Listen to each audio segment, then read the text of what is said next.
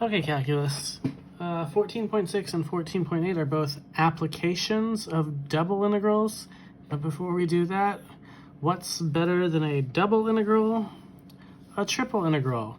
And unlike double integrals, which only have two orders, dx, dy, or dy, dx, triple integrals have 6 possible orders.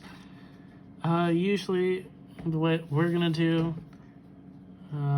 usually the order doesn't matter, but sometimes you'll pick the order that's generally easiest. And we'll see what we're talking about there. So evaluate, we're just going to do one of the ones on number 1, not 1a and 1b. We'll just do 1a. Evaluate the following. The triple integral from 0 to 2, 0 to x plus y of e to the x times y plus 2 is 2z, dz, dy, dx. So again, we go inside out.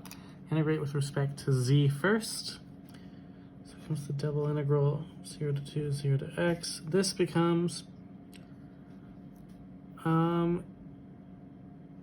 e to the x times yz plus z squared, evaluated from 0 to x plus y, dy dx.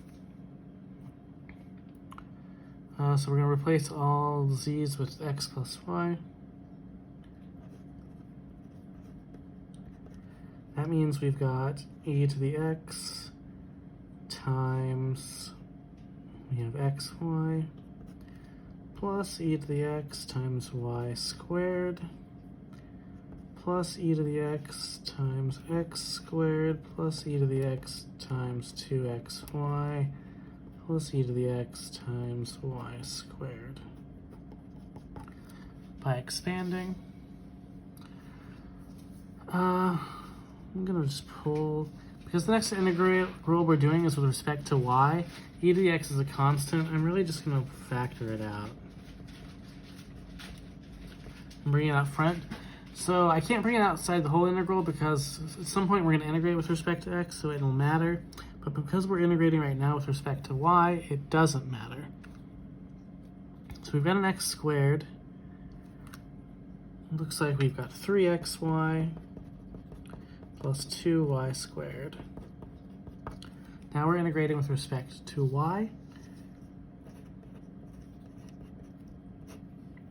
So that would be x squared y plus, this is 3xy, not 3x squared, plus 3 halves xy squared plus 2/3 y cubed, evaluated from 0 to x.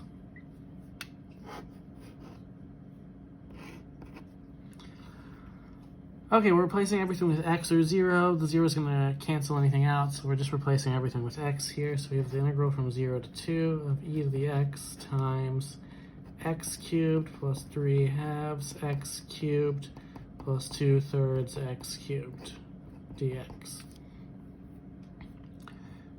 Those should all combine into one term. It's 9/6 and 4/6, so it should be 19/6. So this whole thing is the integral from 0 to 2 of e to the x. So we'll pull a 19/6 out, x cubed. We can use the tabular method for integration by parts here. So we have x cubed, 3x squared, 6x, and 6. Then all these are e to the x's.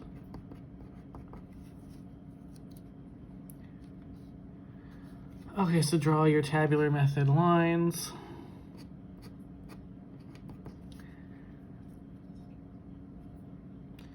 And then we alternate plus, minus, plus, minus. So it should be 19/6 times x cubed e to the x minus 3x squared e to the x plus 6x e to the x minus 6 e to the x, evaluated from 0 to 2. Again, 0 is going to kill everything, so we just need to plug 2 in. 19/6, this becomes 8e squared minus 12e squared plus 12e squared minus 6e squared, it looks like. So the 12s are going to cancel. 8 minus 6 is 2. So we have 2e squared over 6. So that's 19/3 e squared. All of that for one problem. Okay, so what are the applications of triple integrals?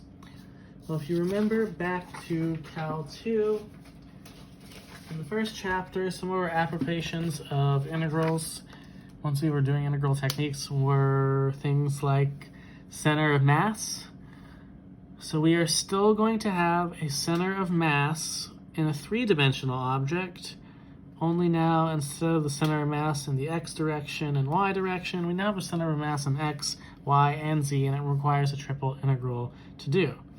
Furthermore, if you're calculating in a single direction, you get moments of inertia in any of the three directions as well. So these all have formulas. So for centers of mass, it's a triple integral. Generally, so the mass is what, of the solid is what you divide by, has a certain variable, that's the one that divides out normally. Center of mass in about the yz plane, you take x multiplied by your function, center of mass in the xz plane, xy plane multiplied by z, then you divide by your mass of the solid when done, just like when you do it in two dimensionals. Only there's going to be a lot more work going into it. For inertia, the functions are slightly more complicated. There's a moment of inertia about the x-axis. You need y squared plus z squared times the function, then x squared plus z squared in the y direction, and x squared plus y squared in the z direction. Now some things to note. For inertia in the x direction is equal to the inertia in the xz direction plus the xy direction, and so on and so forth. And the inertia in the xy direction is just the z squared. The inertia in the xz direction is just the y squared, and yz direction is just the x squared. So the sums in front of the function are just broken down into two pieces. And in the next video, we will do some examples.